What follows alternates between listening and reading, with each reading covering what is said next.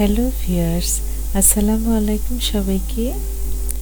আজ আপনাদের সাথে শেয়ার করব শীতের বাহারি টাটকা সবজি ফুলকপির পাকোড়া। এটা স্ন্যাক্স হিসেবে অনেক ভালো লাগে চায়ের সাথে।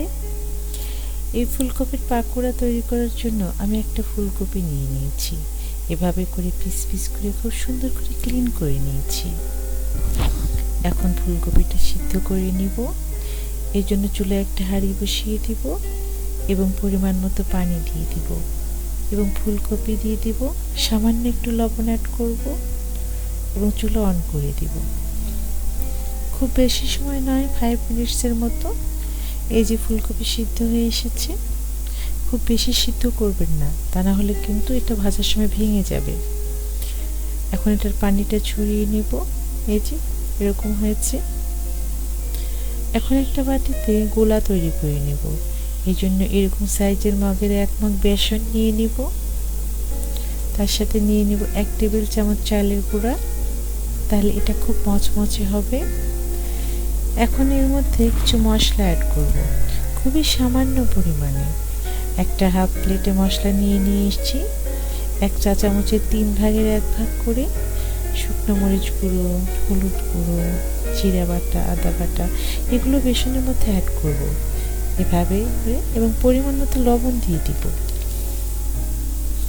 এখন অল্প অল্প করে পানি অ্যাড করব।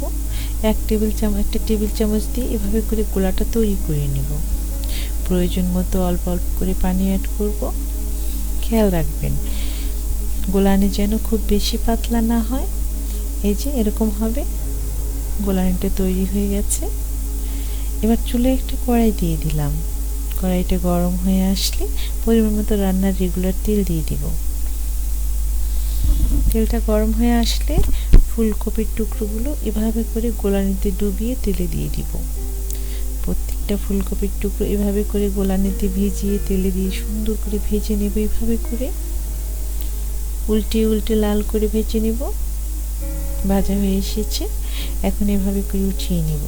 এরকম হবে। সবগুলো ফুলকপির টুকরো এভাবে করে ভেজে নেব। সবগুলো ভাজা হয়ে গেছে। এখন উঠিয়ে নেব একটা প্লেটে। ভাজার পরে এরকম হবে। হয়ে গেল আমার আজকের ফুলকপির পাকোড়া। দেখুন কতটা সুন্দর হয়েছে। এখন প্লেটের পাশে টমেটো সস দিয়ে দিব। সস দিয়ে অনেক বেশি ভালো লাগে। আশা করি আজকের ভিডিও ভালো লেগেছে। ভিডিও ভালো লাগলে লাইক কমেন্টস করে জানাবেন এবং বাসায় অবশ্যই ট্রাই করবেন। আর সাবস্ক্রাইব করে মিনাস কিচেনের সাথেই থাকবেন। সবাই সুস্থ থাকবেন, ভালো থাকবেন। আজ বিদায় নিচ্ছি। সামনের ভিডিও দেখার আমন্ত্রণ রইল। আল্লাহ হাফিজ।